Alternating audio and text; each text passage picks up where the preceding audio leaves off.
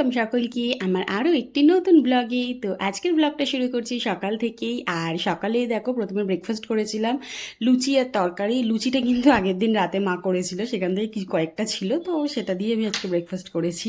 আর দেখো তার কিছুক্ষণ পরেই মা ডিম সিদ্ধ দিয়ে গেল, তো সেটাও খেলাম। তারপরে দেখো রেডি হয়ে নিয়েছিলাম, কারণ একটু বেরিয়েছিলাম, ব্যাংকে কিছু কাজ ছিল, তো সেই জন্যই। এরপরে বাড়ি ফিরে দেখো ওখানে লেবুর শরবত বানিয়েছিলাম। এরকম ভাবে লেবুর শরবত খেতে কিন্তু বেশ ভালোই লাগে। তো তারপর স্নানও করে নিয়েছি। আর তারপরে দেখো আমাদের এসিটা সার্ভিস করাতে এসেছিল। তো গরম পড়ার প্রথমের দিকেই এসিটা সার্ভিস করানো হয়ে গেছিল, যেহেতু ব্লগটা আমি অনেকদিন পরে শেয়ার করছি সেই জন্যই। তারপরে আমি এসে একটু দেখছিলাম ও কি করছে না করছে। তো এরপরে লাঞ্চ করতে বসে গেছি। আর আজকের লাঞ্চে মেনু ছিল খুবই সিম্পল, উচ্ছে কুমড়ো দিয়ে ভাজা, আর ছিল চিকেন কষা। আর চিকেনটা কিন্তু আমার মা বেশ ভালোই বানিয়েছিল। তো চলো আমি তাহলে লাঞ্চটা কমপ্লিট করে নিই। আর আজকের ব্লগটা এই অবধিই রাখছি। ভিডিওটা ভালো লাগলে অবশ্যই লাইক কমেন্ট শেয়ার করে দিও। বাই।